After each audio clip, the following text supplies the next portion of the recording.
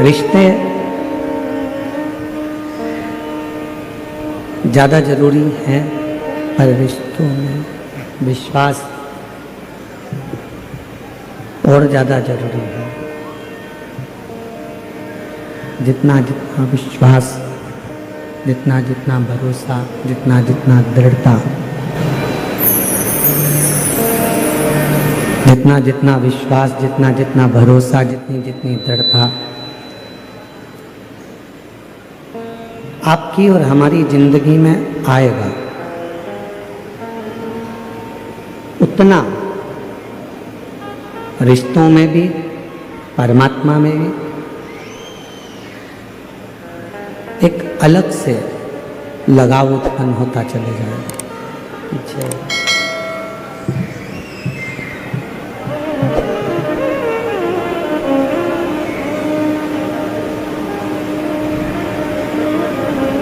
शिव महापुराण की कथा कहती है, भगवान शंकर का चरित्र कहता है, शिव तत्व कहता है। परमात्मा की भक्ति हो, चाहे रिश्तेदारी हो, चाहे हमारे कोई संबंध हो,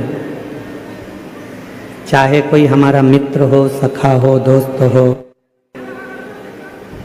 परिवार हो, ये कुछ भी हो, पर उसमें सबसे ज्यादा जरूरी है आपका विश्वास, आपका भरोसा। कल भी कथा में कहा था कि शिवजी की कथा सुनना सरल है, शिवजी के मंदिर में जाना सरल है, शिवजी को एक लोटा जल चढ़ाना सरल है, भगवान शंकर का गुणगान करना सरल है। पर शिव महापुराण की कथा कहती है कि सबसे ज्यादा कठिन है शिव महापुराण पर भरोसा करना, शिवजी पर भरोसा करना, भगवान की विरल भक्ति पर भरोसा करना, भगवान के भजन पर भरोसा करना, विश्वास करना।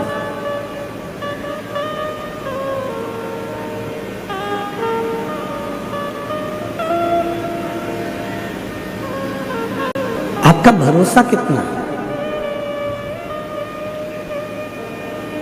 आप शिव पर कितना विश्वास करते हो, कितना भरोसा करते हो, शंकर के कितने करीब आप पहुंचे हो, ये आपका विश्वास बताता है।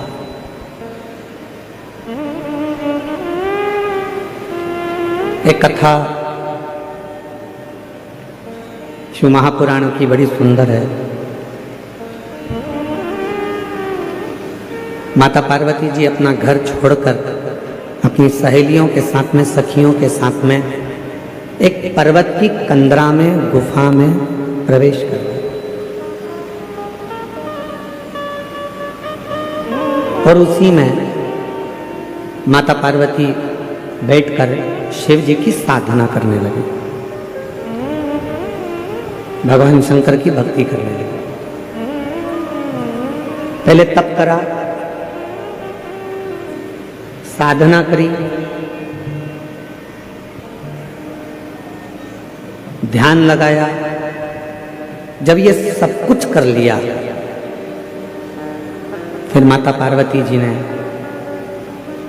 बेल के पान को, बेल के पत्र को, बेलपत्र को खाना प्रारंभ किया। फिर माता पार्वती जी ने बेल का पान, बेल का पत्ता खाना प्रारंभ किया।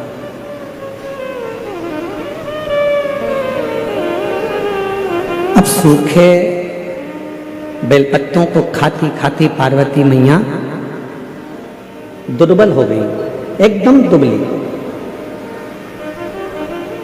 एकदम दुर्बल। पानी भी नहीं पीती, भोजन भी नहीं करती, कोई फल भी नहीं खाती, केवल बेलपत्र को, केवल बेल के पान को, बेल के पत्ते को, बेलपत्र को खा रही।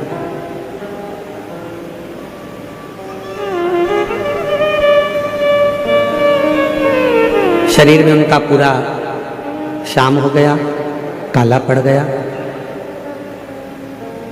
और जब शरीर पूरा शाम कलर का हो गया, काला पड़ गया, सांवरा हो गया,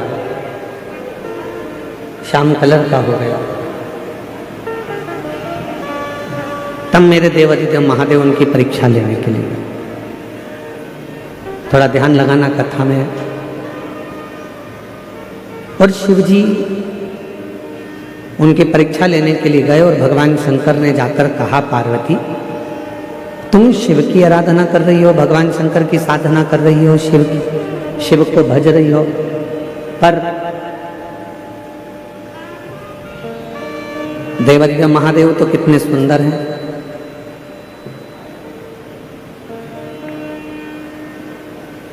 कर्पूर गौरम करुणावतारम संसार सारम भुजगेन्द्र। भगवान शिव तो इतने सुंदर हैं,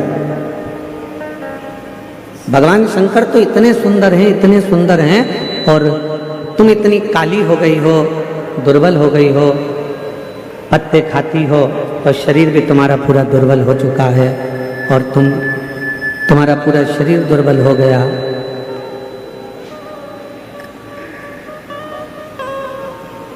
और तुम्हारा शरीर पूरा दुर्बल हो गया, शरीर काला भी हो गया, दुर्बल भी हो गया। अब ये बताओ कि शिवजी तुमसे शादी करें तो करें कैसे? भगवान देवाधिदेव महादेव तुमको ब्याहें तो ब्याहें कैसे? कहाँ वो इतने गोरे और कहाँ तुम इतनी काली? कर्पूर गौरम करुणा संसार सारम भुजगेन्द्र सदा हृदयारविन्दे भवं भवानी सहितं। अब शिवजी तो इतने गोरे हैं, भगवान शंकर तो इतने गोरे हैं, और पार्वती तुम काली हो, कृष्ण वर्ण हो गया तुम्हारा, दुर्बल हो गई तुम, इतनी दुर्बल हो गई तुम, कैसे शिवजी तुमसे ब्याहेंगे? कैसे भगवान शंकर तुमसे शादी करेंगे? कैसे उनका विवाह तुमसे होगा?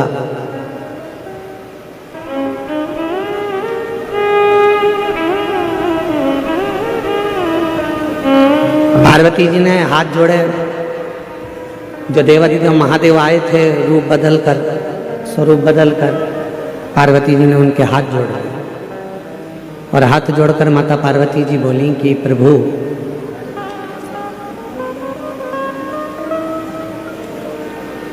भगवान, ये मेरा विश्वास कहता है, और मेरा दृढ़ विश्वास कहता है, बेलपत्र के पत्ते को खाने से जब तुम मेरे पास आकर मुझे उपदेश दे सकते हो, ज्ञान दे सकते हो, मुझे समझा सकते हो, तो ये मेरा विश्वास कहता है कि एक ना एक दिन बेलपत्र का पत्र मेरे मुख में अगर जाता रहेगा तो मेरे भीतर की इंद्रियां संयमित रहेंगी, और जब भीतर की इंद्रियां संयमित रहेगी तो एक ना एक दिन मेरा महादेव भी मेरे पास में मुझे भरने के लिए जरूर आएगा। मुझे मेरा शंकर, मुझे मेरा महादेव, मुझे मेरा भोले बाबा मुझे भरने के लिए जरूर आएगा।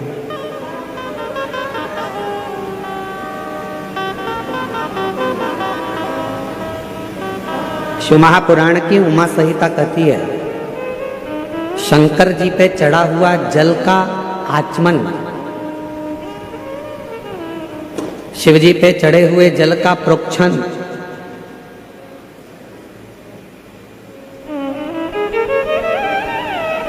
कायिक, वाचिक और मानसिक तीन तापों को नष्ट कर देता है।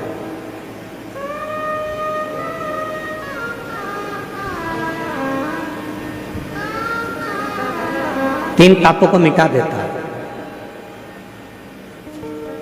चाहे वो कायिक हो, चाहे वो वाचिक हो, चाहे वो मानसिक।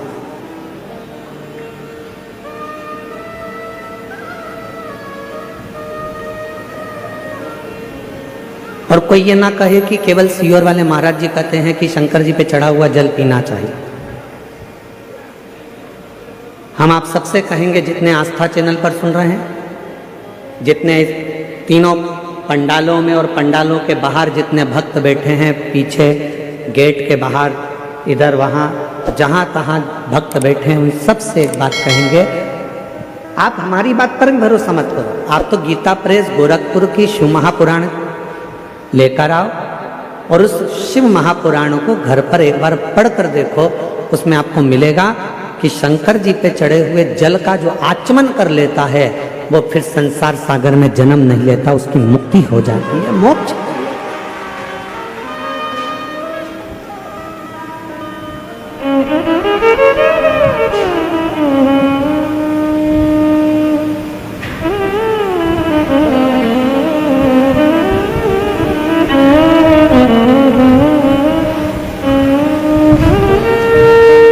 कल डॉक्टर साहब कह रहे थे,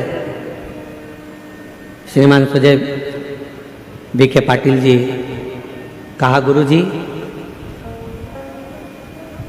जब पंडाल वाले को फोन किया गया और पंडाल वाले से कहा गया कि 5 लाख लोग एक साथ बैठ जाएं, ऐसा पंडाल बनाना है, तो पंडाल वाला बोला कि 5 लाख लोग पंडाल में आ जाएंगे। तो डॉक्टर साहब बोले, सुजय बीके पाटिल जी बोले, कहने लगे हाँ 5 लाख लोग आ जाएंगे। तो डॉक्टर साहब कल बता रहे थे कि जब ये 5 लाख भक्तों का पंडाल कल पहले दिन ही भरा गया तो पंडाल वाले को भी आश्चर्य हुआ कि इतने भक्त कैसे। हम डॉक्टर सुजय बीके पाटिल जी को और माननीय श्री नामदार राधा कृष्ण बीके पाटिल जी को धन्यवाद देते हैं। शिव महापुराण का तो ये आनंद है, साथ में डॉक्टर साहब आपका और बीके पाटिल जी आपका प्रेम भी आपके क्षेत्रवासियों के प्रति बहुत ज़्यादा है, इसलिए भक्तों का सैलाब, ये भक्तों का आगमन, ये भक्तों का आना शिव तत्व की ओर अविरल भक्ति को प्राप्त करना।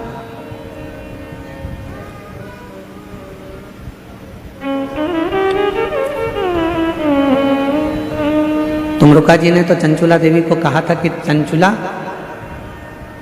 शिव महापुराण की जो कथा है, शिव महापुराण की जो कथा है, ये कथा भी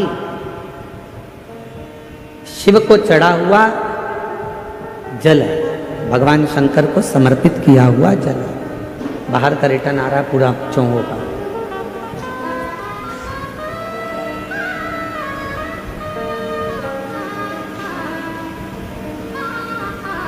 जो शिव महापुराण की कथा को श्रवण कर कर जाता है, ये समझ कर जाता है कि हम शंकर भगवान को चढ़े हुए जल का आचमन कर कर, शिव को प्राप्त कर कर, भगवान शंकर की शरणागति प्राप्त कर कर, भगवान शंकर की भक्ति प्राप्त कर कर हम जा रहे हैं। ये प्रेशर बढ़ाओ ना यहाँ का मंच का।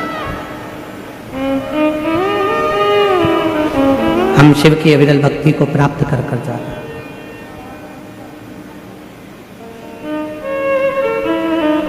शिव कथा कह रही है, भगवान शंकर का पवित्र चरित्र कह रहा है कि शिव के चढ़े हुए जल का वर्णन स्वयं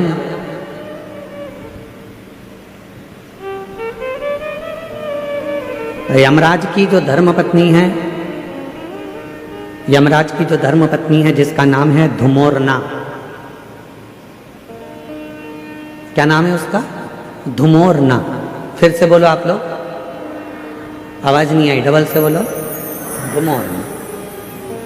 ये यमराज की धर्मपत्नी,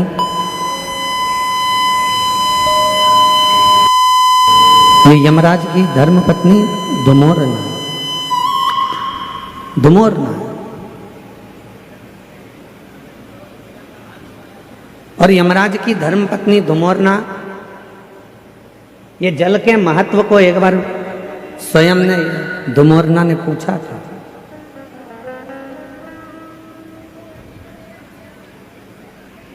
जल के महत्व को धुमोरना ने एक बार पूछा था। शिव महापुराण की कथा कहती है कि एक बार धुमोरना ने शंभु शरणे पड़ी मांगो रे दुख काटो दया करीने दर्शन आपो शंभु शरणे पड़ी मांगो घड़ी रे दुख काटो दया करीने दर्शन आपो। धुमोरना ने एक बार देखा यमराज की साक्षी में भैंसे को।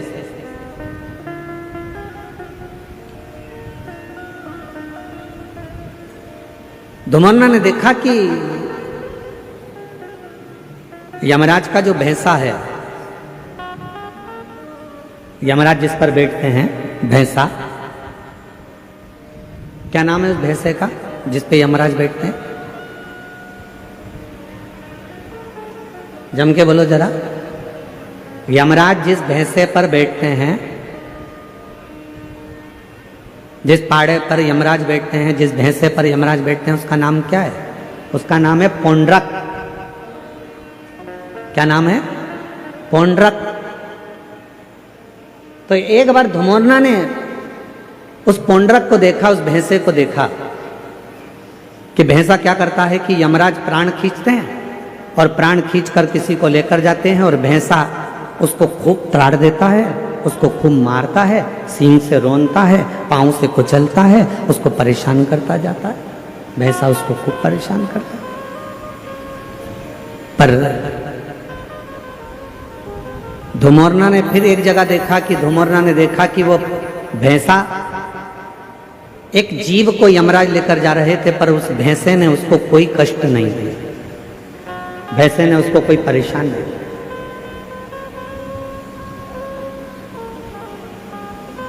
अब किसी को तो भैंसा मारता था और किसी को नहीं मारता था, किसी को कष्ट देता था, किसी को नहीं देता था। धुमोरना के मन में, यमराज की धर्मपत्नी के मन में यह बात अड़, और यमराज की धर्मपत्नी के मन में यह बात अड़ी, और यमराज की धर्मपत्नी ने विचार करा आखिर ये हो क्या रहा। जब यम की आज्ञा है कि कष्ट देना है तो देना चाहिए, फिर ये भैंसा किसी को कष्ट देता है, किसी को नहीं देता है, किसी को अच्छा रखता है, किसी को बुरा रखता है, आखिर ऐसा हो क्यों रहा।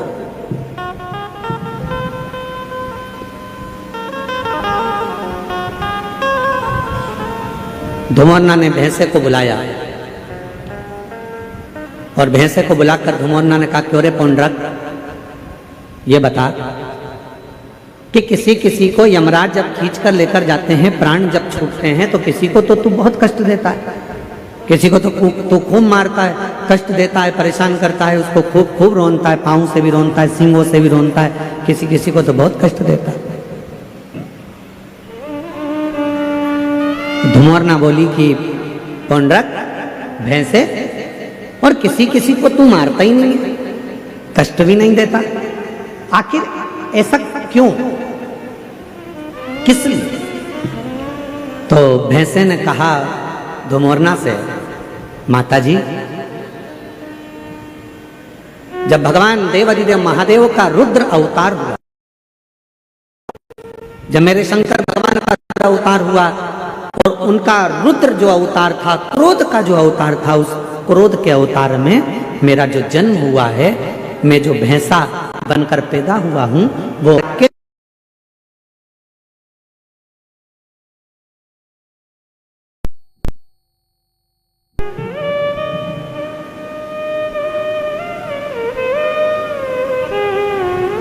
और मेरा जन्म हुआ रुद्र की जंघा से। जब मेरा जन्म हो गया रुद्र की जंघा से, तो मैं समझ नहीं पाया कि मैं कहां जाऊंगा। तब देवाधिदेव महादेव ने कृपा कर कर मुझे यमराज को दे दिया और मैं यमराज का सेवक बन गया।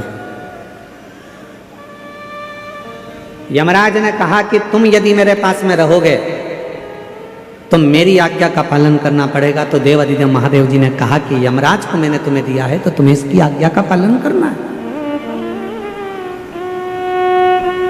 तुम आज्ञा का पालन करो। और यमराज की आज्ञा का पालन धुमोरना से भैंसा कहता है कि मैं करने लगा। पर शिवजी ने मुझे कहा कि ए पौंड्रक, एक बात सुन, तू यमराज का भैंसा जरूर बनेगा, तू यमराज के पास जरूर रहेगा, पर एक काम करना, तुझे मैंने जन्म दिया है, मेरी जंघा से तू उत्पन्न हुआ है। रुद्र कहते हैं यदि कोई संसार का मनुष्य, पशु, पक्षी, जानवर, जलचर, थलचर, कोई मानव, उसके शरीर में अगर शिवलिंग पर चढ़ा हुआ जल, शंकर का चढ़ा हुआ जल यदि उसके शरीर पर कहीं लगा हो या उसके मुख में शंकर का चढ़ा हुआ जल पड़ा हो तो उसे तो त्राण मत देना, उसे कष्ट मत देना, उसको सीधे मार्ग से लेकर, उसको तू त्राण मत देना, उसको तू कष्ट मत देना, उसको तू सीधे मार्ग से लेकर, उसको तू परेशान मत करना। पौंड्रक भैंसे ने वचन दे दिया देवाधिदेव महादेव को कि मैं वचन देता हूं रुद्रदेव, ये मेरा वचन है, जिसके मुख में शिव का चढ़ा हुआ जल होगा, जिसके शरीर पर शंकर का चढ़ा हुआ जल छीटा गया होगा, उसको ना यमराज परेशान करेगा ना ये भैंसा परेशान करेगा, वो सीधे कैलाश धाम की ओर जाएगा। अब हम आपसे पूछें, उत्तर दीजिएगा जरा। जितनी मेरी शिरडी की जीजियां बैठी हैं, जितने मेरे जीजा बैठे हैं, सब उत्तर दें। मरने वाले व्यक्ति के मुख में कौन सी पवित्र नदी का जल दिया जाता है? जम के बोलो जरा। गंगा का। तुरंत जाओ जल्दी से गंगा का जल इसके मुख में डाल दो। कभी किसी ने पूछा अपने पूर्वजों से, अपने बुजुर्गों से कि मरने वाले के मुख में गंगा जल क्यों दिया जाता है? कभी किसी पवित्र व्यक्ति से पूछा कि मरने वाला व्यक्ति का जब उसको जब शमशान ले जाया जाता है तो उसके शरीर को गंगा जल डालकर पानी से नहलाया जाता है, साफ करा जाता है? कभी किसी ने अपने बुजुर्गों से पूछा कि मरने वाले के मुख में गंगा जल क्यों देते हैं? मरने वाले के मुख में गंगा जल क्यों दिया जाता है? मरने वाले के ऊपर गंगा जल का प्रोक्षण क्यों करा जाता है? गंगा जल क्यों छीटा जाता है? उसका एक कारण, रुद्रदेव ने जिस भैंसे पर यमराज बैठते हैं वो पौंड्रक भैंसा, रुद्रदेव ने उस भैंसे को कहा था अगर किसी के शरीर पर शिव का चढ़ा हुआ जल हो या मुख में शंकर का जल हो तो उसको तू यम की कैद मत देना। गंगा जल कहाँ चढ़ा है? शंकर की जटा पर। तो गंगा का जल कहाँ से निकलता है? शिव की जटा से। तो शंकर का चढ़ा हुआ जल ही गंगा जल है। इसलिए जब गंगा जल किसी को दे दिया जाता है, उसके शरीर में गिर जाता है, उसके मुख में पड़ जाता है, फिर वो त्राण नहीं भोगता है, उसे कष्ट नहीं, उसे परेशानी नहीं।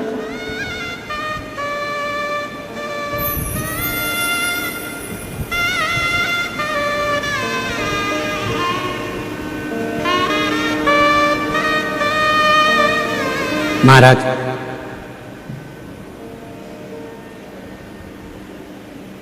पहले ऐसा नियम था, अब आजकल तो बहुत सारे नियम बदल गए। पहले कोई मानसरोवर जाता था तो मानसरोवर का जल लेकर आता था तो अपने आसपास में थोड़ा थोड़ा जल देता था। बोलो बोलो दीदी, सही है गलत है? कोई गोदावरी स्नान करने के लिए जा रहा है तो माँ गोदावरी का जल लेकर आ रहे हैं तो थोड़ा थोड़ा आसपास में बांटते थे। कोई हरिद्वार गया, गंगा जी का जल भरकर लाया तो गंगा जी का जल आसपास में बांटते थे। पहले ऐसा नियम था। अब बीच में लोगों ने ये नियम बंद कर कर गिफ्ट बांटना चालू कर दिया। हम केदारनाथ जी गए थे, तुम्हारे लिए गिफ्ट लेकर आए। हम हरिद्वार गए थे, तुम्हारे लिए गिफ्ट लेकर आए। हम शिरडी गए थे, तुम्हारे लिए गिफ्ट लेकर आए। फिर गिफ्ट का काम बंद हुआ तो लोगों ने फिर प्रसाद देना चालू करा। हम उज्जैन गए थे, तुम्हारे लिए प्रसाद लेकर आए। हम वहां गए थे, तुम्हारे लिए ये प्रसाद लेकर आए। हम तुम्हारे लिए ये प्रसाद लेकर आए। शिव महापुराण की कथा कहती है किसी मंदिर, देवालय, शिवालय या किसी तीर्थ का सबसे बड़ा प्रसाद होता है वहां की पवित्र नदी का कुंड का जल। वो जल जब हम अपने आसपास में देते हैं तो हमें हजारों हजारों तीर्थ का पुण्य फल प्राप्त हो जाए।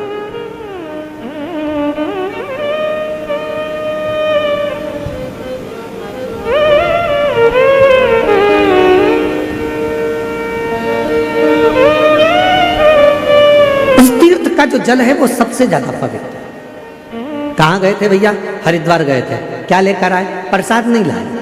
फिर कहां गए थे भैया? बद्रीनाथ गए थे, क्या लेकर आए? तो कहा हम कुछ लेकर नहीं आए, हम तो केवल थोड़ा सा माँ अलखनंदा का जल लेकर आए। हम कहां गए थे? यमुनोत्री, हम यमुना जी का थोड़ा सा जल लेकर आए। हम कहां गए थे? नासिक, त्र्यंबक, हम गोदावरी माँ का जल लेकर आए। हम कहां गए थे? तो ओमकारेश्वर, हम माँ नर्मदा का जल लेकर आए। हम कहां गए थे? उज्जैन महाकाल, क्या लाए? थोड़ा सा क्षिप्रा महारानी का जल लेकर आए। हम कहां गए थे? प्रयागराज, क्या लाए? त्रिवेणी का जल लेकर आए। उस जल की महत्वता, पर लोगों ने उस जल की महत्वता को कम कर दिया। कहाँ गए थे? मानसरोवर, क्या लेकर आए? शिव जी का मानसरोवर का जल लेकर आए। थोड़ा थोड़ा सा जल, भले एक बूंद दिया जाए, पर वो जल में दूसरा जल मिलाकर उस जल को जब वितरण किया जाता है तो शास्त्र कहता है जो मानसरोवर नहीं गया, जो उज्जैन नहीं गया, जो हरिद्वार नहीं गया, जो काशी नहीं गया, जो त्र्यंबक नहीं गया, अगर वहां का जल, पवित्र नदी का जल, कुंड का जल यदि हमारे घर में आ जाता है, हम भले उस स्थान पर नहीं गए, पर वो जल का जब हम प्रोक्षण करते हैं, आचमन करते हैं, तो हमें उसी तीर्थ का पूरा पुण्य फल उसी क्षण प्राप्त हो जाता है। अब आजकल का जमाना थोड़ा दिखावे का हो गया, तो लोग कहते कहाँ गए थे साहब? तो कहा हम यहाँ गए थे, हम वहाँ से गिफ्ट लेकर आए। हम शिरडी गए थे, वहाँ से तुम्हारे लिए गिफ्ट लाए। हम वहाँ त्र्यंबक गए थे, गिफ्ट लाए। उज्जैन गए थे, गिफ्ट लाए। गिफ्ट नहीं,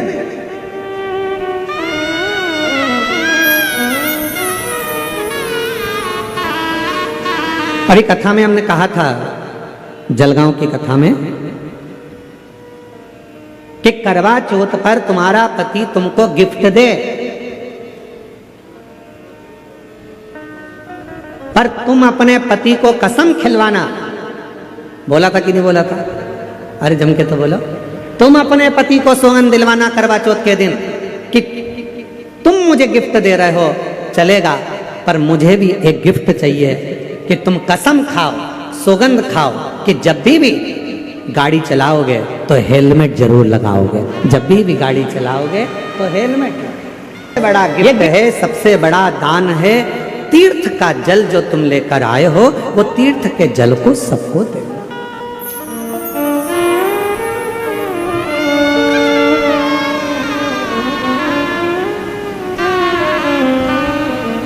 मुख में गंगा जल हो, ब्रज का बंसी बट हो। मुख में गंगा जल हो, ब्रज का बंसी बट हो। मेरा काशी वाला निकट हो, जब प्राण तन से निकले। मेरा काशी वाला निकट हो, जब प्राण तन से निकले। काशी वाला क्यों निकट हो? क्योंकि माता पार्वती जी ने शिव जी से 2 वर मांगे थे काशी में। पहला वर काशी में मांगा था माता पार्वती जी ने कि जिस पति पत्नी में झगड़ा हो उसमें प्रेम बहुत बढ़े। इसलिए आज भी पति पत्नी का आपस में झगड़ा होता है तो उनमें प्रेम बढ़ता है। पति झगड़ा कर जाता है, ऑफिस से आते से पूछता है क्यों तेरी मम्मी कहाँ गई, तुरंत पूछता, मतलब झगड़ा समाप्त, प्रेम। और पार्वती जी ने दूसरा वर मांगा था शिव जी से कि काशी में जो मरेगा उसको गुरु मंत्र तुमको देना पड़ेगा, काशी में मरने वाले को मोक्ष मंत्र आपको देना पड़ेगा। इसलिए शास्त्र की रीति है, हमारे यहाँ काशी खंड स्कंद पुराण का वर्णन करता है कि काशी में मरने वाले के कान में भगवान शंकर तारक मंत्र प्रदान कर देते हैं, और वो तारक मंत्र सुनते से ही काशी में मरने वाला फिर जन्म नहीं लेता, वो शिव का गण बनकर शंकर के धाम में शिव के आनंद में रहता है। फिर वो जन्म मरण के प्रपंच से छूट जाता, फिर वो जन्म मरण के प्रपंच से मुक्त हो गए, मुक्त।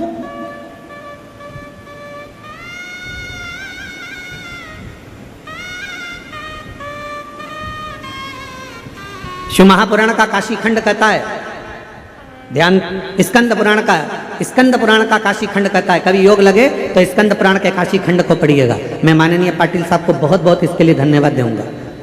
माननीय नामदास राधाकृष्ण विखे पाटिल जी को, डॉक्टर सुजय विखे पाटिल जी को मैं इस चीज के लिए धन्यवाद दूंगा कि काशी खंड में, स्कंद पुराण के काशी खंड में लिखा है, जो कार्तिक के महीने में भगवान शंकर की अविरल भक्ति करता है, जो कार्तिक के महीने में शिव महापुराण की कथा यदि एक बार भी श्रवण कर लेता है, उसको सहस्त्र अश्वमेध यज्ञ का फल तुरंत प्राप्त हो जाता है।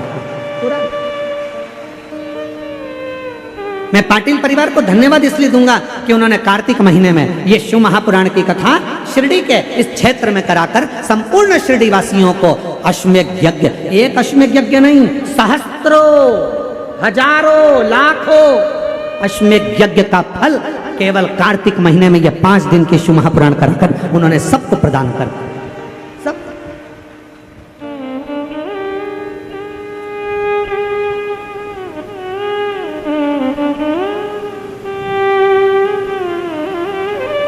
जब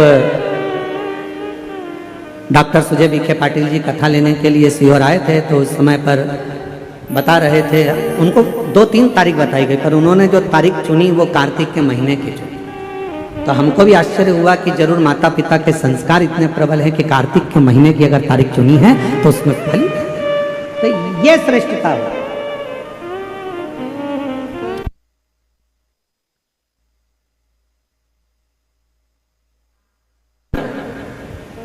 तो हमने जब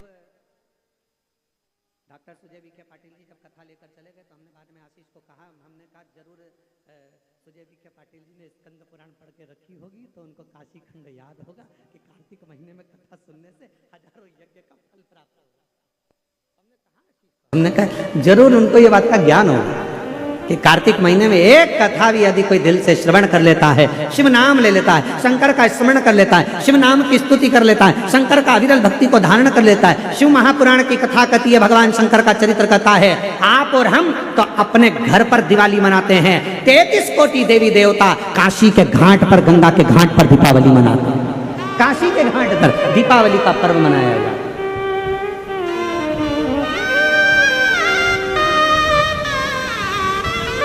शिव धाम में, भगवान शंकर के धाम में, काशी में शंकर के अविरल धाम, हम तो आपसे भी कहेंगे आपके घर के आसपास में जो शंकर का मंदिर हो ना, दीपावली के दिन शंकर के मंदिर में जाकर दीपदान जरूर करना।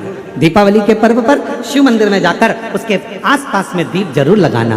क्यों? आपको वही फल प्राप्त होगा जो काशी में देवताओं ने दीप जलाकर प्राप्त किया, वही।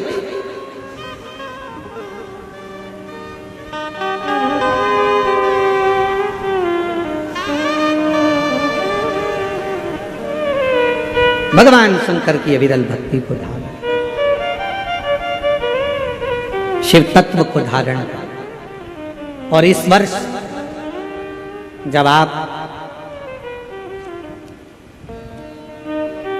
20 अक्टूबर को दिवाली मनाएं और 20 तारीख को जब आप दीपावली का पर्व मनाएंगे, हमारे यहाँ भी दीपावली कुबेरेश्वर धाम पर 20 तारीख की है, खजाना रहता है, ऐसा ही क्रम दीपावली पर्व का रहता है। तो 20 तारीख को जब आप दीपावली मनाएं तो इस वर्ष सबको कहूंगा, जितने भी आस्था चैनल पर कथा सुन रहे हैं, जितने फेसबुक यूट्यूब पर कथा श्रवण कर रहे हैं, यदि आपकी जिंदगी में 4 दिन दुकान चल रही है, 4 दिन बंद पड़ी है, व्यापार थोड़े दिन चलता है, थोड़े दिन बंद हो जाता है, आपके विद्रोही, आपके दुश्मन आप पर कहीं ना कहीं से इधर से उधर से वार कर रहे हैं, या आपका लक्ष्य आपको प्राप्त नहीं हो रहा, कोई बहुत मेहनत करता है तो भी लक्ष्य नहीं मिल पा रहा, जहां तक आपको पहुंचना है वहां तक यदि आप नहीं पहुंच पा रहे हैं, तो इस दीपावली पर जब आप 20 तारीख को दीपावली का पर्व मनाएं, तो 20 तारीख को दीपावली के पर्व के दिन शंकर भगवान को स्पर्श कराकर एक बेलपत्र लेकर जरूर अपने घर पर आए, और जहां पूजन कर रहे हैं उस बेलपत्र को एक प्लेट में अवश्य रखें, उस पर हल्दी और कुंकू उस पर अवश्य चढ़ाएं। एक चावल का दाना लाल कर, एक चावल का दाना पीला कर उस बेलपत्र पर अवश्य चढ़ाएं। और उस बेलपत्र को अपने पास में 1 वर्ष तक संभाल कर रखना। फिर अगले साल आप और हमें बताना कि उस बेलपत्र ने आपको मंजिल तक पहुंचाया कि नहीं पहुंचाया, आपको लक्ष्य प्रदान कराया कि नहीं। कई लोग रहते हैं, बहुत मेहनत करते हैं, बहुत परिश्रम करते हैं, सब चाहते हैं कि ये व्यक्ति इतने स्थान पर बैठे, इसको ये पद मिलना चाहिए, इसको ये कुर्सी मिलना चाहिए, इसको ये जगह मिलना चाहिए, इसको वहां तक पहुंचना चाहिए, इस व्यक्ति को तो इस पद पर पहुंचना चाहिए पर नहीं पहुंच पाता, इस व्यक्ति को तो वहां तक पहुंचना है पर ये नहीं पहुंच पाता। एक बेलपत्र का प्रयोग कर देते, अगले वर्ष बात करेंगे कि मेरे भोलेनाथ ने आपका हाथ पकड़कर आपको उस मंजिल तक भेजा कि नहीं भेजा।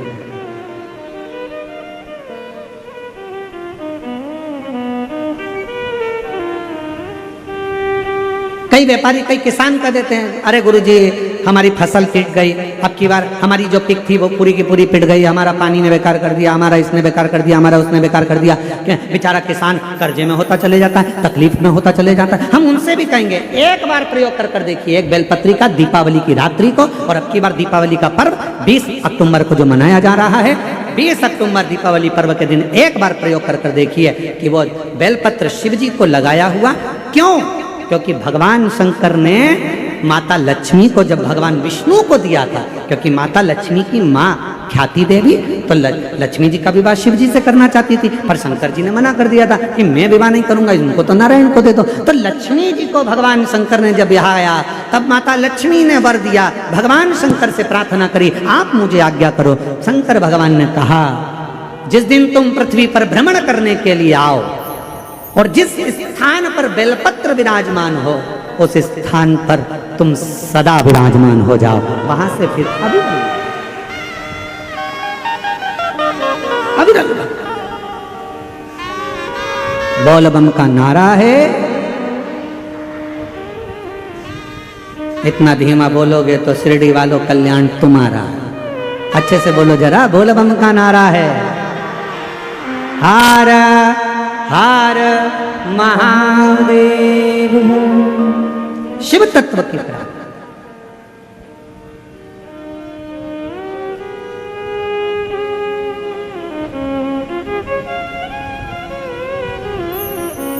भगवान देवादिदेव महादेव के दरवाजे पर दीप अवश्य। हमारे यहाँ कुबेरेश्वर धाम पर लोग दिवाली मनाने के लिए जब आते हैं, दीपावली पर्व के लिए जब आते हैं, खजाने के लिए जब आते हैं, तो भक्ति के साथ, अविरल भक्ति के साथ शिव तत्व को प्राप्त करने के। और शिव क्या ना दे, भगवान शंकर क्या ना दे। तेरी कृपा बिना न हिले एक भी ले विश्वास तेरी कृपा से तनो बखान क्या करूं मैं राखों के ढेर का चपटी भगोत में खजाना कुबेर का। उसके स्पर्श मात्र राख का हो जाता है, स्पर्श मात्र एक भभूत का हो जाता है, तो वो भस्म भी करोड़ों का धन बन जाता है। वो भस्म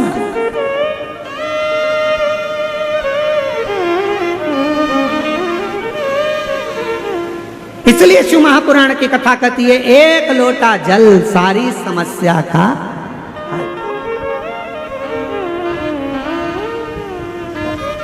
एक लोटा जल लेकर शिव मंदिर जरूर जाओ। वो कहे शिव महापुराण मध्ये एक लोटा पाणी घेऊन खूपचा महत्व आहे।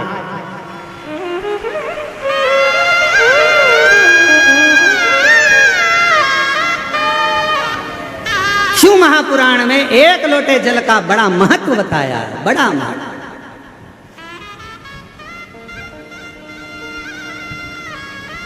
शिवपिंडीचा एक लोटा पाणी घेऊन, तो जो एक लोटा जल शंकर की पिंडी पर जल चढ़ा देता है उसका खूब खूब खूब खूब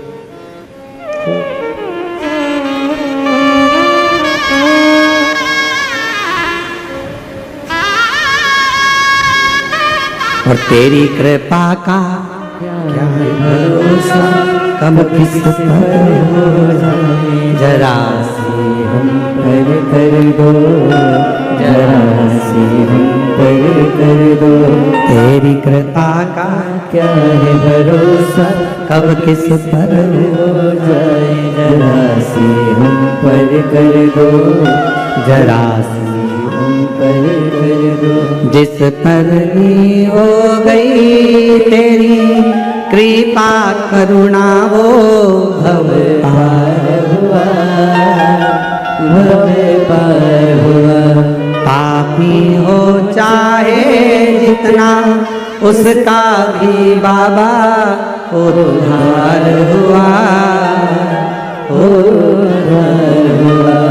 गिद्ध अजामिल गणिका जैसे तेरे मन को भाए, जरा सी हम पर कर दो, जरा सी हम पर कर दो। तेरी कृपा का क्या क्या है भरोसा, कब किस पर हो जाए, जरा सी हम पर कर दो, जरा सी हम पर कर दो। तेरी कृपा का क्या है भरोसा, कब किस पर हो जाए, जरा सी हम पर कर ये उसकी उदारता है, ये उसकी करुणा है, ये उसकी कृपा है, ये उसकी दया है। आप दिल से उसको पुकारो, वो दिल से झोली भरता है। आप दिल से पुकारो, दिल से कहो उसको, दिल से विनय करो उसको, दिल से निवेदन करो उसको, वो सुनेगा, आएगा, देगा, झोली भरेगा, जाएगा। तो शंकर भगवान पर चढ़े हुए जल की महत्वता शिव महापुराण की कथा कहती है। भगवान शंकर का पवित्र चरित्र कह रहा है कि मरने वाले व्यक्ति के मुख में गंगा जल क्यों दिया जाता है। आपके बच्चे पूछें, आपके रिश्तेदार पूछें तो उनको बताना कि शिव महापुराण में वर्णन आता है, स्वयं यमराज की धर्म पत्नी धुमोरना ने यह प्रश्न स्वयं जिस पर यमराज बैठते हैं उस भैंसे से, उस पौंड्रक से पूछा, भैंसे से कि तू किसी को कष्ट देता है, किसी को नहीं देता।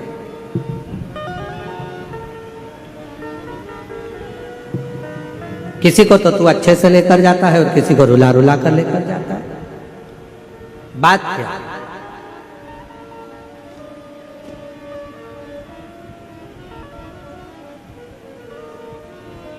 क्या बात है? तो भैंसे ने कहा कि मैंने शिव जी ने, शंकर भगवान को मैंने वचन दिया, क्योंकि मेरे देवाधिदेव महादेव ने तो मुझे यमराज को दिया। आज अगर मैं यमराज के पास में हूं, यदि मैं यम के साथ में रह रहा हूं, तो इसमें शिव जी की कृपा है, मुझे शंकर भगवान ने करुणा कर दिया।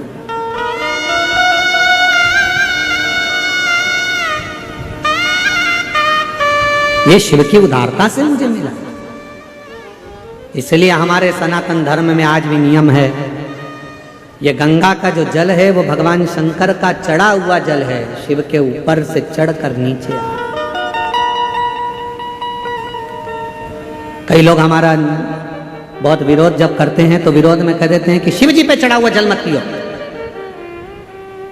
सीहोर वाले महाराज ने बताया पियो, और ये कहता है मत पियो।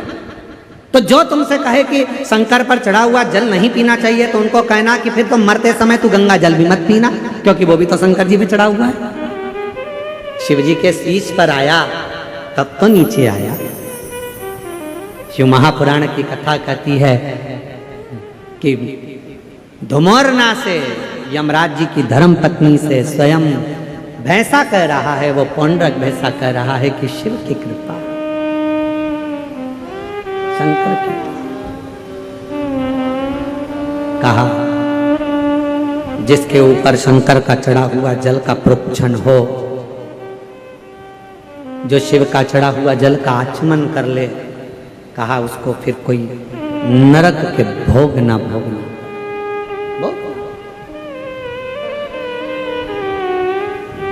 मुख में गंगा जल हो, ब्रज का बंसी बट हो, मुख में गंगा जल हो, ब्रज का बंसी बट हो, मेरा काशी वाला निकट हो, जब प्राण तन से निकले।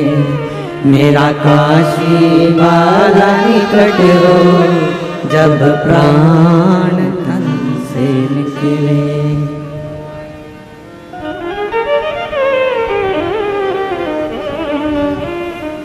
हे भोलेनाथ, हे भोलेनाथ, इतना तो करना भोले, जब प्राण तन से निकले। इतना तो करना भोले, जब प्राण तन से निकले। बाबा इतनी कृपा करना।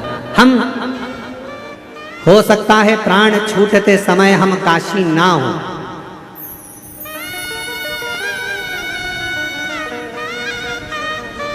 हो सकता है प्राण छूटते समय हम काशी ना हो, पर यदि हमने शंकर भगवान आपको एक लोटा जल चढ़ाया है तो इतनी कृपा जरूर करना, हम भले काशी में ना हो पर काशी वाला हमारे करीब में जरूर हो। ऐसे ऐसे काशी वाला।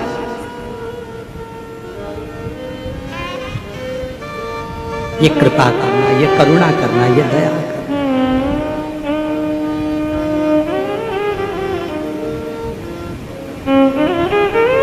यमराज की जो धर्मपत्नी है ना,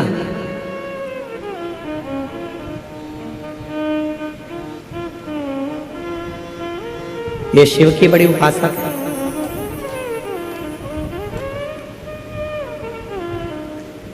ध्रुमोर्ना दक्ष प्रजापति की बेटी है।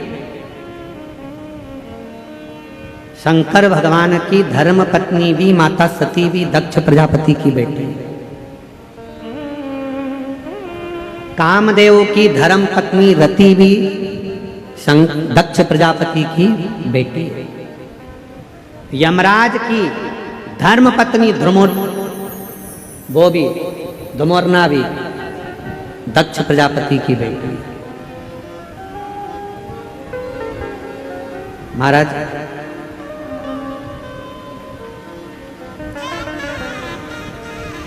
एक कथा बड़ी अच्छी आती है धुमोरना के विवाह की। बड़ा सुंदर प्रसंग आता है कि ध्रुमोरना ने अपने पिता दक्ष प्रजापति से निवेदन करा, और ध्रुमोरना ने अपने पिताजी से निवेदन करा कि मेरा जो हाँ विवाह करो जो मृत्यु को जीत ले,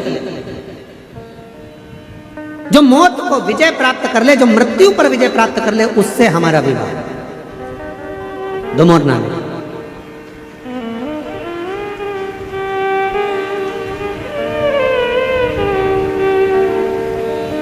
अपने पिताजी से कर रही है धुमोरना, दक्ष प्रजापति से कर रही है धुमोरना, कैसी कृपा करिए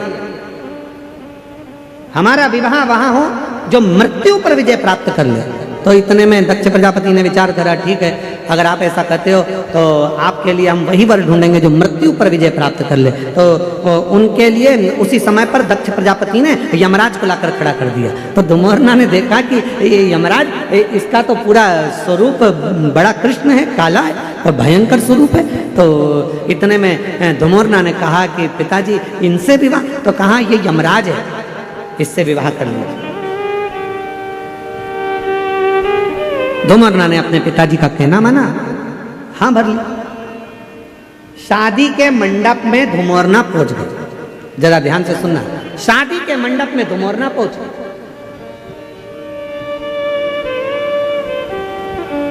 और शादी के मंडप में जैसे धुमोरना पहुंची, यमराज बाजू में पास में आकर बैठा, और यमराज से धुमोरना ने मुस्कुराकर कहा कि आज मुझे बड़ी प्रसन्नता हो रही है कि मुझे जो पति मिला है वो मृत्यु पर विजय प्राप्त करने वाला है, मृत्यु पर विजय। इतने में तुरंत यमराज ने कहा, धुमोरना तुम्हें गलतफहमी हो रही है, मैं मृत्यु पर विजय प्राप्त नहीं करता हूं, मैं व्यक्ति को मृत्यु देता हूं। इतने में तो धुमोरना उठकर खड़ी हो गई, और धुमोरना ने विचार करा कि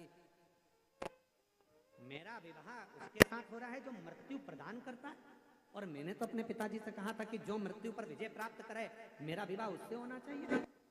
इतने में तुरंत यमराज ने कहा कि मृत्यु पर मैं विजय प्राप्त नहीं कर सकता, पर धुमोरना मृत्यु पर तो केवल एक है जो विजय प्राप्त कर सकते हैं, पर उनका विवाह माता सती के साथ, तुम्हारी बहन के साथ हो चुका है, और वो देव अधिदेव महादेव हैं जो मृत्यु पर विजय प्राप्त कर ले।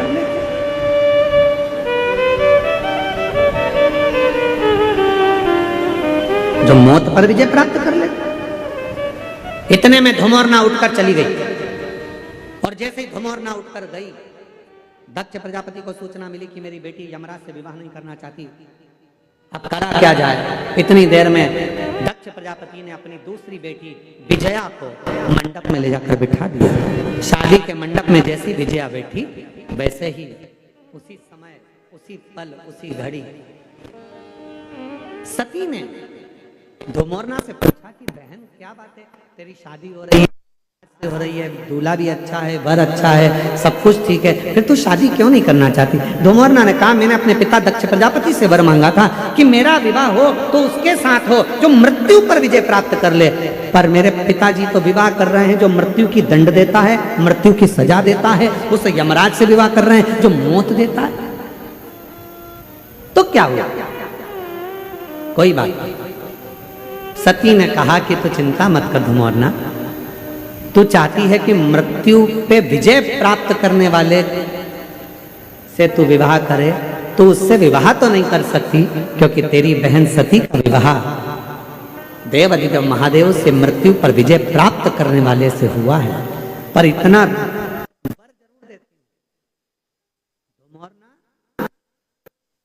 तेरा पति मृत्यु लोक में जाकर जिस व्यक्ति के प्राण को लेकर जाएगा यमलोक में, उस समय पर जिसके प्राण छूट रहे होंगे उसके मुख से यदि शिव का नाम निकल गया तो धुमोरना उसी क्षण तुझे शंकर का दर्शन हर पल हर घड़ी होता रहे, हर पल। और उसका वर क्या प्राप्त होगा, उसका फल क्या प्राप्त होगा। शिव महापुराण की कथा कहती है श्री शिवाय नमस्तुभ्यम, ओम नमः शिवाय, ओम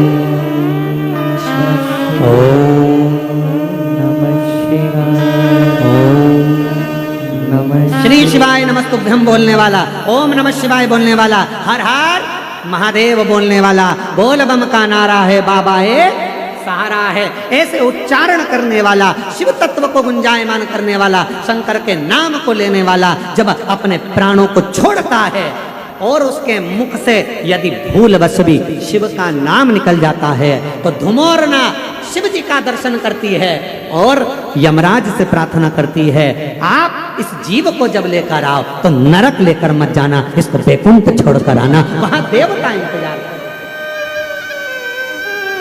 वहां देव का इंतजार कर।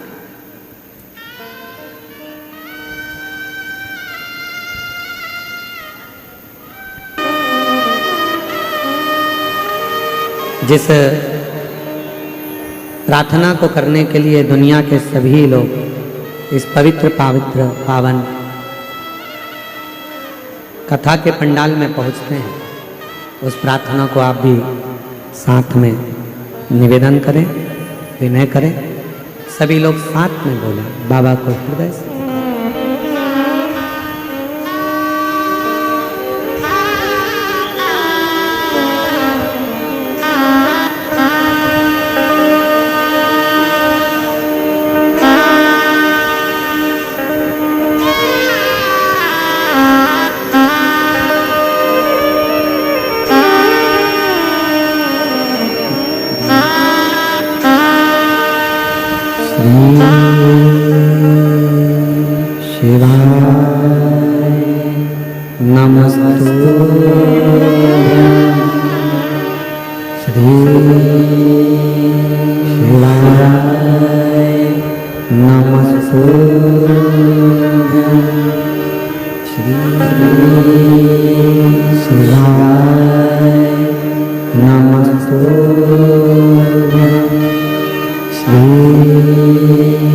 शिवाय नमस्तु श्री शिवाय नमस्तु भोला सब दुख काटो हमारा भोला, सब दुख काटो हमारा। शिव शंकर जप तेरी माला, भोले बाबा जप तेरी माला, भोला सब दुख काटो हमारा ओ भोला, सब दुख काटो हमारा। वेश है मंगल मंगलकारी, वेश है मंगल मंगलकारी, शमशान वासी हमारा, शमशान वासी हमारा ओ भोला, सब दुख काटो हमारा ओ भोला, सब दुख काटो हमारा।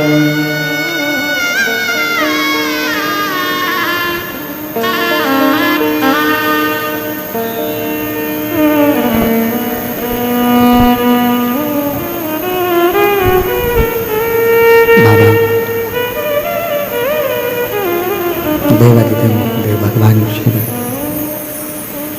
गोवर्धनी त्रिकालदर्शी कैलाशी विनाशी भगवान शंकर की पवित्र कथा, शिव महापुराण की पवित्र कथा वर्णन कर रही है। शिव कथा कह रही है, भगवान शंकर का पवित्र चरित्र कह रहा है। शिव महापुराण की कथा वर्णन कर रही है।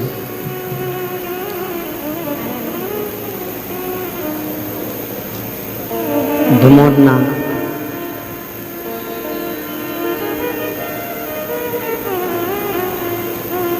जब धुमोड़ना ने विवाह नहीं करना चाहा यमराज के साथ में,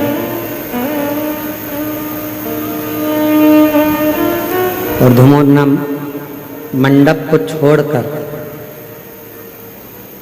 दूर जाकर खड़ी हो गई। माता सती ने धुमोड़ना को समझाया,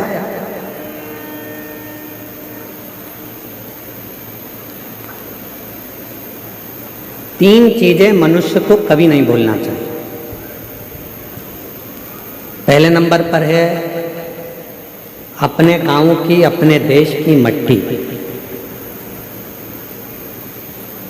दूसरे नंबर पर है अपनी मेहनत, और तीसरे नंबर पर है अपने परिवार की, अपने नगर की, अपने क्षेत्र की ममता। जो वात्सल्य था, जो प्रेम, जो स्नेह आपको और हमको मिलता है, उसको कभी ना, उसको कभी ना भूलें।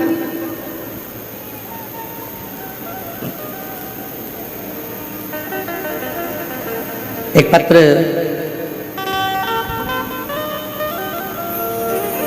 कोई माया शंकर गायक हैं, उन्होंने लिखा है सुजय दादा के लिए। इतने सारे पत्रों में आधे से ज्यादा पत्र ऐसे हैं जो सुजय दादाजी के लिए लिखे हैं। इससे यह मालूम पड़ता है कि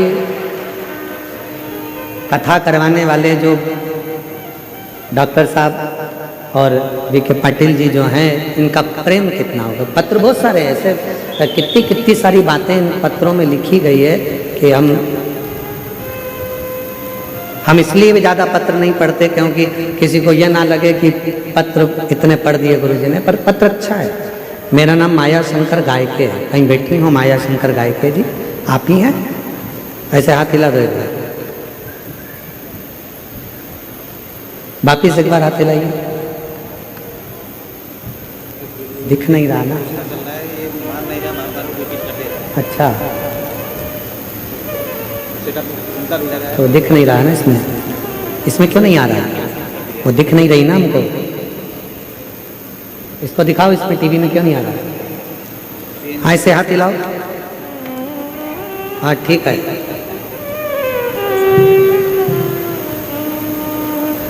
मेरा नाम माया शंकर गायके है, मैं शिरडी की रहने वाली हूँ। आ जाइए, एक बेलपत्र लेकर जाओ। हमारे भैया डॉक्टर सुजय दादा को हम धन्यवाद करना चाहते हैं। हमारे शिरडी कथा के जो आयोजन करता है मेरे, जब जब दादा मिलते थे तब तब हम दादा को कहते थे कि दादा, हम जहाँ जहाँ कथा सुनने के लिए जाते हैं सब दूर, बहुत दूर बैठना पड़ता है, कथा मिलती है, कई बार नहीं मिलती है, कई बार तो हम लोग वापिस भी लौट कर आ जाते हैं।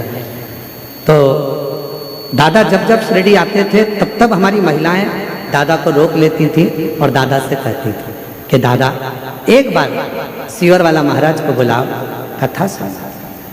और दादा ने एक ही बात, हमेशा जितनी बार दादा मिले और उन्होंने एक ही बात कही, गुरुजी, दादा हमेशा कहते थे कि मुझ पर विश्वास रखो, एक दिन मैं सीवर वाले महाराज को लेकर आऊंगा, शिव महापुराण की कथा।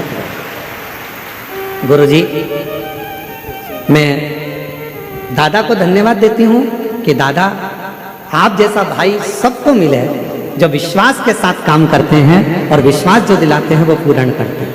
गुरुजी, कई पंडालों में कथा सुनी, पर जो यहाँ का वैभव, यहाँ की व्यवस्थाएं हैं, मैं उसका क्या बताऊं। ये एक पत्र और किसी बहन ने लिखा, हम बहुत सारे पत्र नहीं पढ़ते, आदरणीय पत्र थोड़ा सा मराठी भी है, थोड़ा हिंदी भी है, ठीक है। जहाँ मराठी आएगा मैं चुप हो जाऊँगा, तुम पढ़ लेना, ठीक है, और जहाँ हिंदी आएगा मैं पढ़ लूँगा।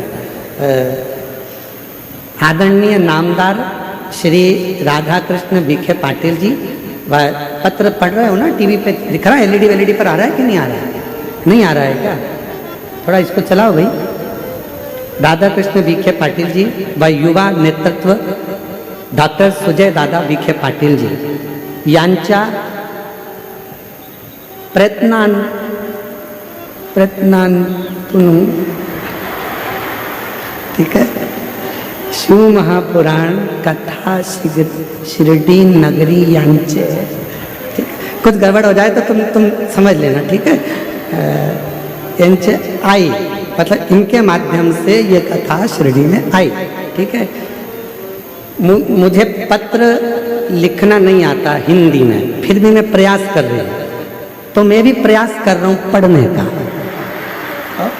तो मुझे मराठी नहीं आती और मैं भी प्रयास कर रहा हूँ, आप भी प्रयास करो। तो कहीं बैठी है क्या, ये क्या नाम है इनका,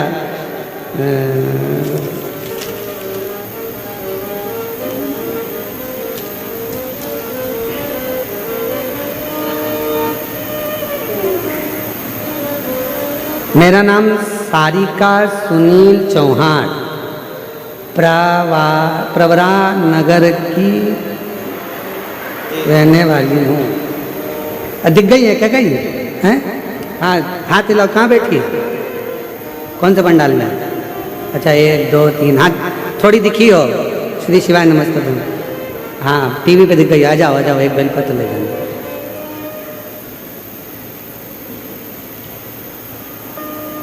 डॉक्टर सुजय दादा विखे पाटिल जी, गुरुजी युवान बच्चों का नेतृत्व करते हैं और हमको ऐसा लगता है कि दादा ने जो ये कथा करवाई है इतनी विशाल, आज शंकर भगवान उनको ऐसा वर देकर जाएंगे कि वो किसी उच्च पद पर बैठकर हमको फिर कथा सुनाएंगे। ये शंकर की उदारता किसको कहते हैं? ऐसे बहुत सारे पत्र हम ज़्यादा पढ़ते नहीं हो, और बहुत सारे तो मराठी में लिखे हैं, तो आधे से ज़्यादा तो निकल जाए।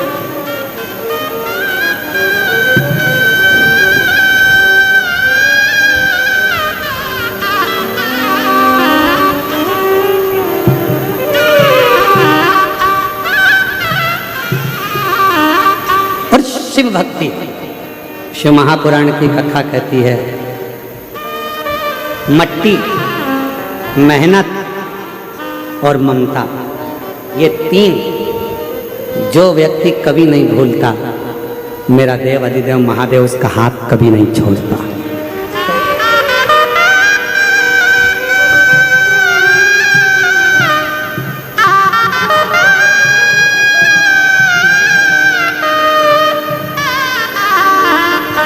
शंभू, एक 22 साल की बेटी थी, एक 20 साल की बेटी थी, इनके बड़े भैया के यहाँ से हैं और उसके बाद ये बेटा हुआ है। एक बार जोरदार ताली बजाकर स्वागत करिए शिव तत्व।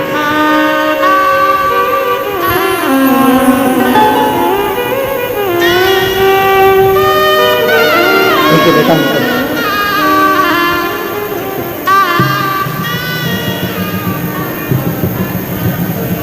कौन सा पत्र था? शंकर गाय के सीढ़ी में रहते हैं आप। जोरदार पत्र लिखा है, एक बार जोरदार ताली बजाएं। बहुत बहुत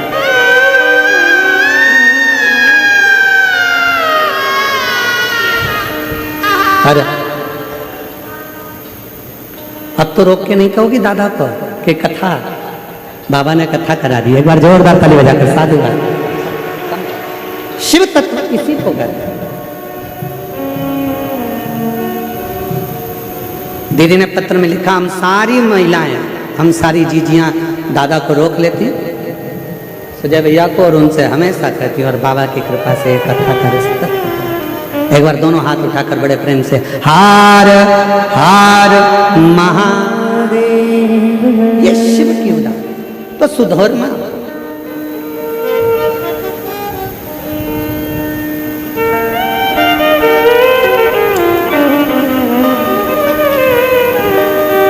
जब धुमोरना विवाह का मंडप छोड़कर गईं तो माता सती ने उनको समझाया और मां सती ने कहा कि धुमोरना, मैं तुम्हें वचन देती हूं कि शिव का दर्शन तुमको होगा। तब शादी के मंडप में दक्ष प्रजापति की दूसरी बेटी विजया बैठ चुकी थी। फिर धुमोरना ने भी और विजया ने, दोनों ने यमराज से विवाह। शिव महापुराण की कथा कहती है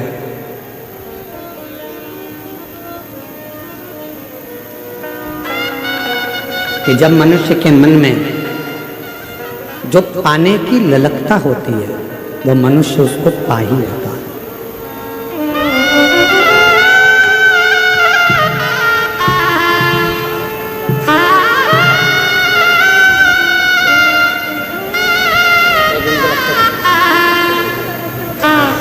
बधाई। जिस लक्ष्य को व्यक्ति पाना चाहते, इसीलिए शिव महापुराण की कथा कहती, तीन बातों का स्मरण करें। पहले नंबर पर मिट्टी, दूसरे नंबर पर मेहनत, तीसरे नंबर पर ममता। जब हमें उन्नति की सीढ़ी पर चढ़ना है, हमें आगे बढ़ना है, हमें अग्रण्य भाग ग्रहण करना है, तो इन तीनों को ना, अपने गांव की, अपने देश की मिट्टी को,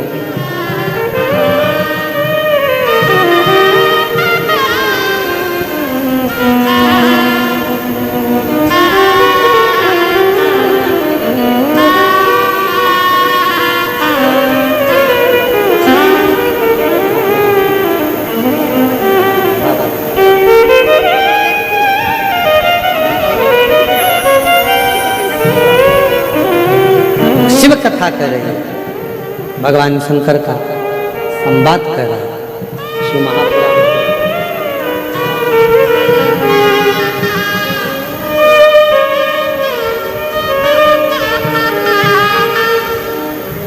और तेरी कृपा का क्या है भरोसा, कब किस पर हो जाए, जरा सी हम पर कर दो, जरा सी हम पर कर दो। तेरी कृपा का क्या है भरोसा, कब किस पर हो जाए, जरा सी हम पर कर दो, जरा सी हम पर कर दो। जिस पर हो गई तेरी कृपा करुणा वो भव पार हुआ, भव पार हुआ। पापी हो चाहे इतना उसका भी बाबा उद्धार हुआ, उद्धार हुआ। गिद्ध गणिका जैसे तेरे मन को भाई, जरा सी हम पर कर दो, जरा सी हम पर कर दो। तो शिव महापुराण की कथा कर रही है कि जिसने अपनी मिट्टी को नहीं भूला, जो अपनी मेहनत को नहीं भूला, और जो अपनी ममता को, जिन्होंने स्नेह दिया, प्यार दिया, प्रेम दिया, उसको जो नहीं भूलता वो उन्नति की सीढ़ी पर चढ़ता है। आज सबसे बड़ी दिक्कत कहाँ खड़ी होती है? व्यक्ति को जब पद मिल जाता है, प्रतिष्ठा मिल जाती है, जब व्यक्ति को बहुत कुछ मिल जाता है, तो वो फिर अपनी मिट्टी को, अपने गांव को, अपने क्षेत्र को भूल जाता है, अपनी मेहनत को भूल जाता है, अपने ममतत्व को, अपने प्रेम